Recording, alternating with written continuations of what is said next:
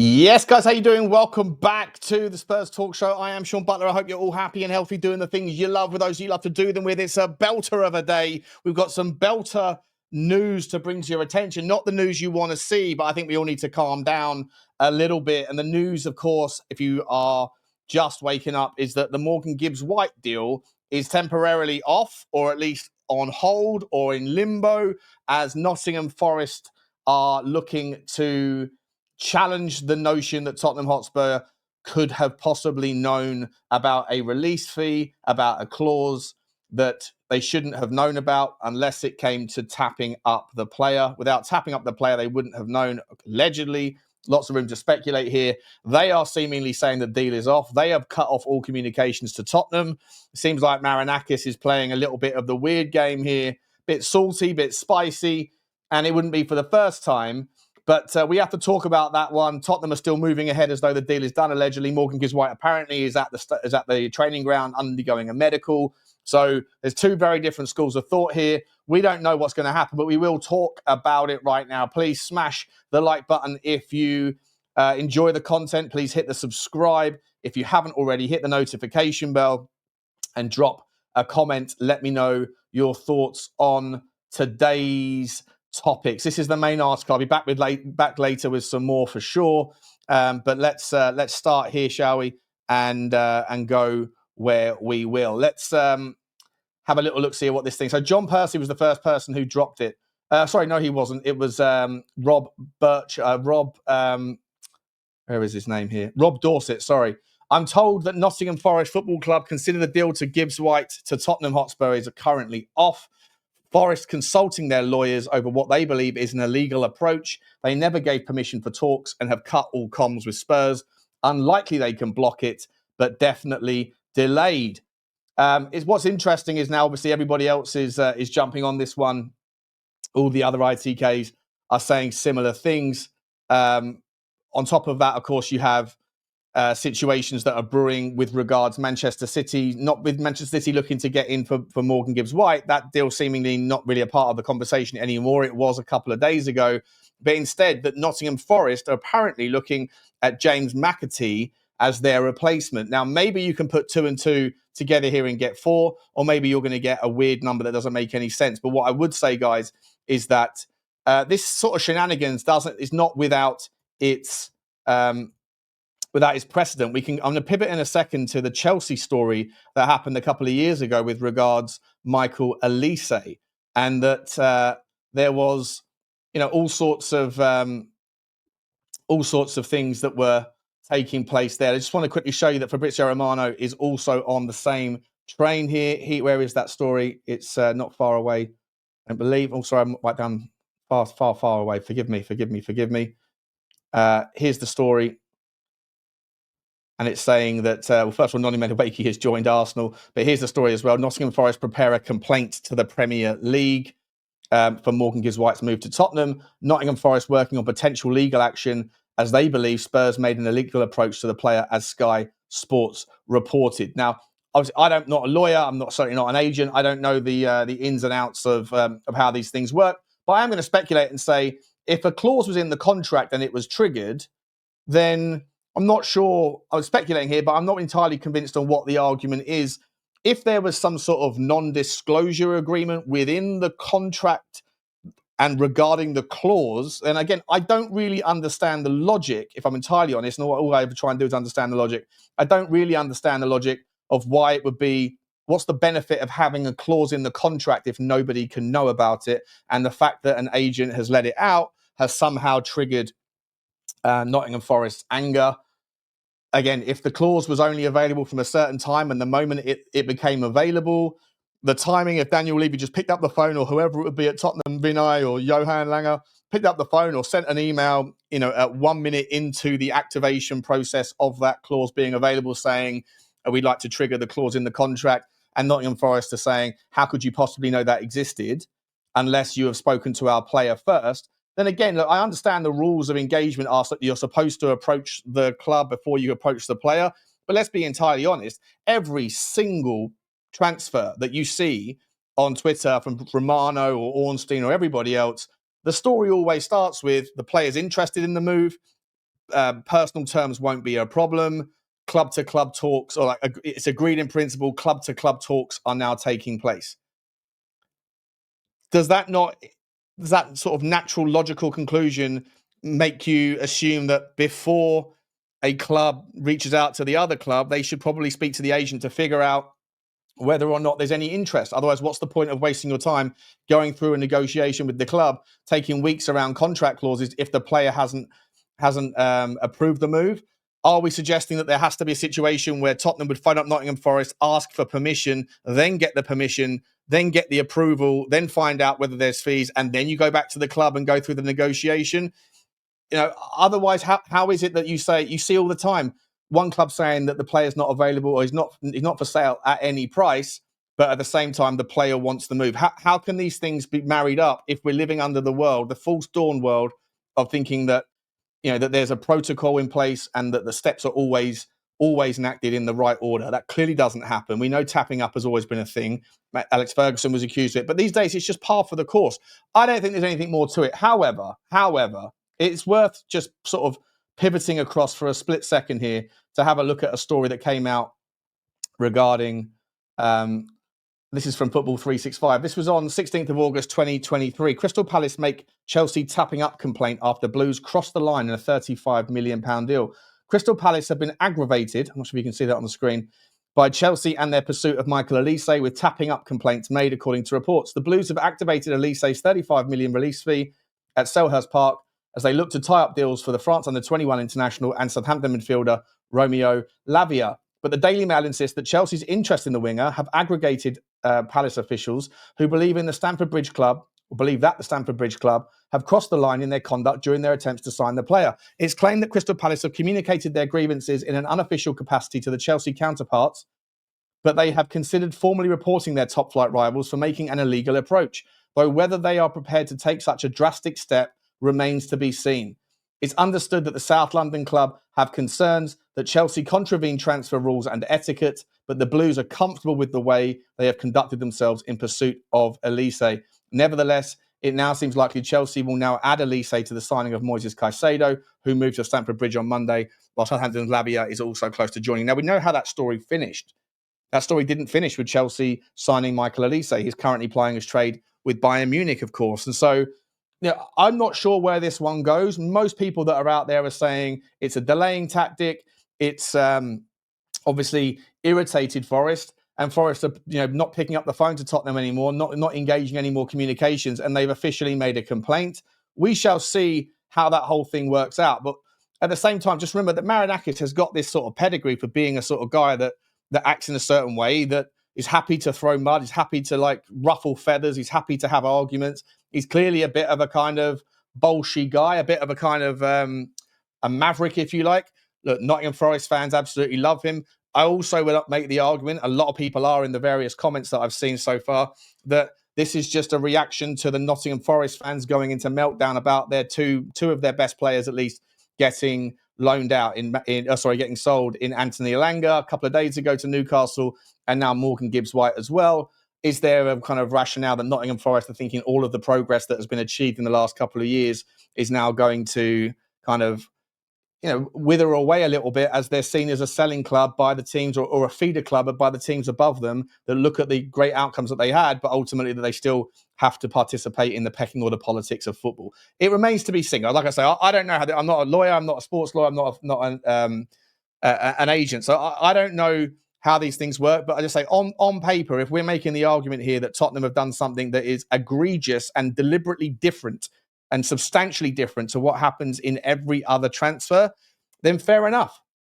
Fair enough. Like if Tottenham have acted inappropriately, we wouldn't like it to happen if it happened to us. It did happen to us a lot in the early stage of the Levy career when we were tapped up for Michael Carrick, for Berbatov, for Luka Modric, for Gareth Bale, for all of these players, and so I would suggest that this is kind of a par for the course thing. But like I say, I'm sure it will all come out in the wash. If Tottenham Hotspur are suddenly flush with cash, we spoke about this. We joked about this on yesterday's stream, as I was saying, my chairman, I'm coming for you all. It's a joke, obviously, kind of joke.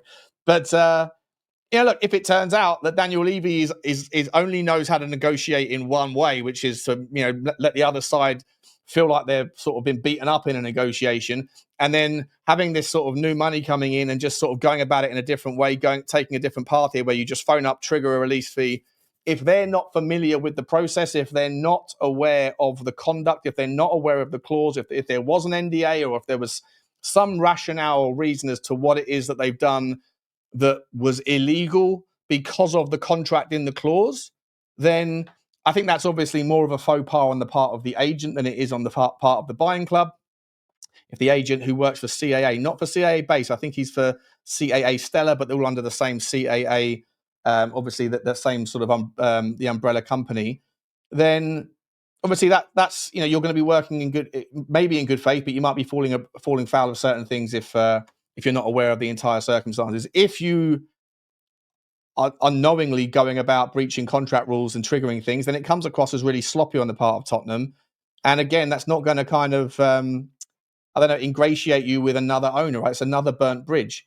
I still think this will happen. I think Morgan Gibbs-White apparently is still in the vicinity of the Tottenham Hotspur training ground.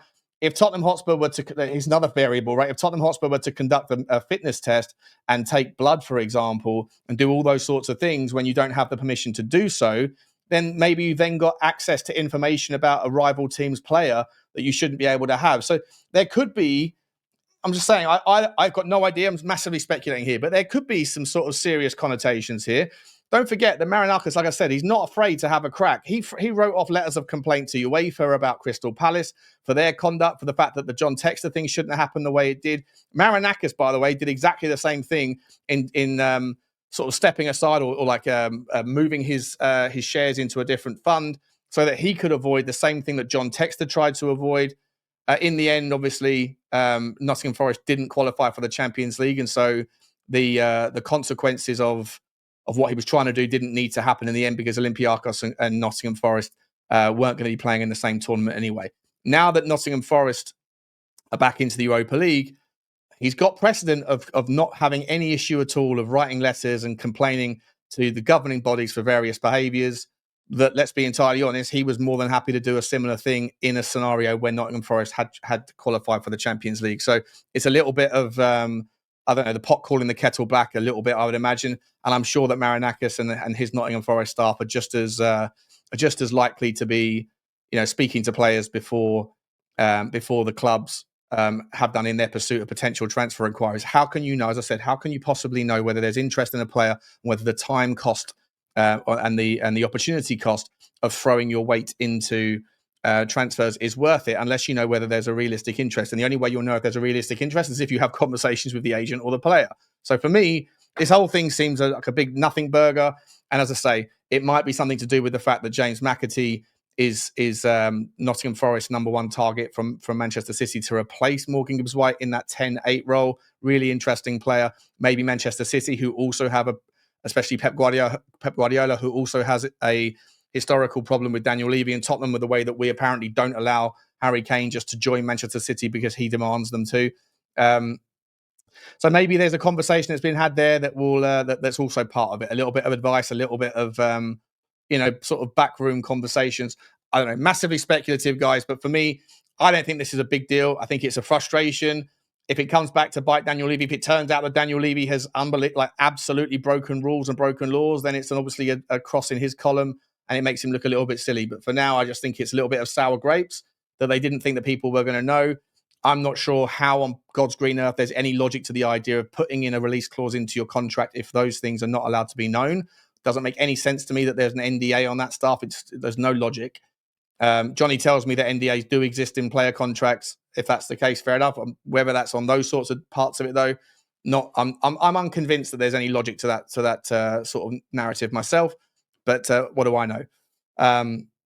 Either way, what I would say just quickly on the Morgan Gibbs-White thing, whilst I think the guy is a fantastic player, I really do think the guy's a fantastic player.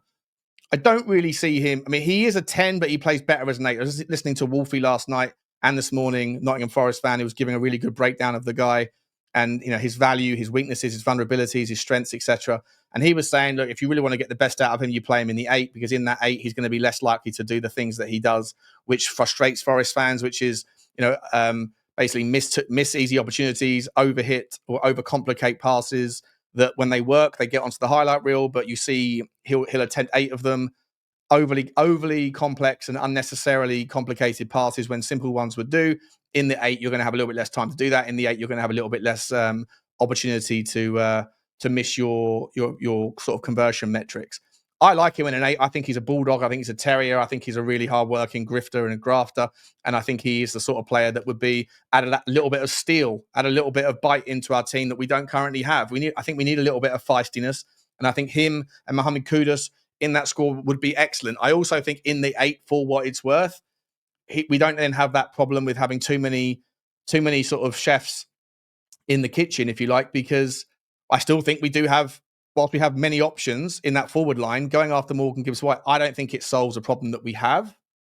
And I think that you have a lot of players there that maybe are versatile and can play in multiple positions, but that ultimately all of their best positions is in the centre, in the 10. And I do think, as much as other people disagree with me, I believe that is a problem in the future, presuming that Maddison and Decky don't leave the club this year. If they all get fit and all stay fit, how are you going to keep 3 players happy if they all are going to be trying to play in the 10? If you're going to move Morgan Gibbs-White into the 8, then how are you going to make room? Is that the midfielder that we're looking for? Well, I still think we're looking for a 6, but then you have 2, you have a double pivot to think about. If Gibbs-White is going to be playing in there and we have a 6, then where's the room for Berghvall and Bentancur? And what about Pape Sarr? Also, you have obviously some young players coming through that are going to be cop blocked by this move. So I think it will happen. I love the player. Do I think he's a perfect fit for Tottenham? No. Similar to Eze, I said the same thing about Eze. I don't think Eze necessarily solves a problem that we have the same way that Kudus does. So I was always more on board Kudus, even though I think Eze is a better player. I think that it's a horses for courses. What do you need?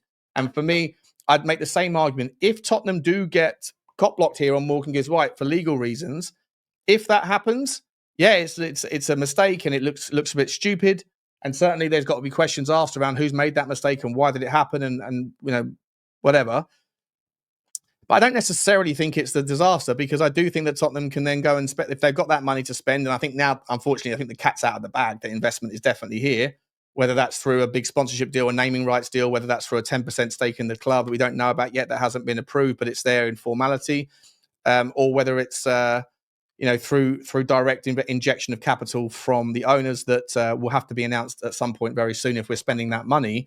Then either way, the negatives are that the cat's out of the bag around the fact we've got money. The positives are, I think, that we could then go and use that £60 million for another player that I think that would be a better fit. As I say, no problem with Morgan Gibbs-White. Love him. I think he's an awesome player. I think he would really help us. But I do think that he is solving a problem that I don't think we necessarily have, at least in the medium term. Short term, with Maddison and Decky out injured, for sure there's an issue there in that 10 spot. But in the medium term, over a 5-6 year deal, whatever we were going to sign him for, and Decky and Maddison are still relatively nascent in their own contracts, I think that there's going to be some sort of there would be some disharmony there, and someone would have to move, right? Someone would have to get moved on at some point.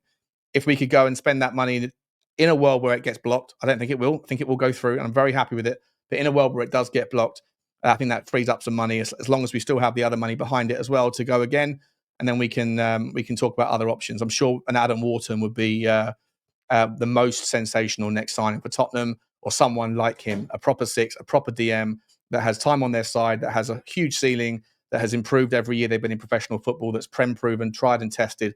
That to me would be an absolute bomber. Like I say, last time I'll say it, I still think Gibbs-White to Tottenham is on. But I'm not a lawyer. I don't understand why or how we've broken rules. But if we have, and as I say, there is a bit of a precedent there with Crystal Palace and Michael Elise. And in the end, Elise didn't go to Chelsea. He went to Bayern Munich. So maybe there'll be some sort of shenanigans where a Man City will come in and buy Gibbs-White instead. And you just know back comes a meltdown. Nothing like a good old-fashioned meltdown. Yesterday we had the melt up. Never long before a new meltdown. Guys, if you do enjoy this video, please smash the like button, smash the subscribe. I'll be back later with some more transfer news, views and clues for you, and some other content, and maybe an update on this one. If you do enjoy the content and you prefer it in audio format or on the podcast kind of platforms, links are in the description, Amazon, Apple and Spotify. are there for your choosing. Like, subscribe, and comment, guys. See you later. As always,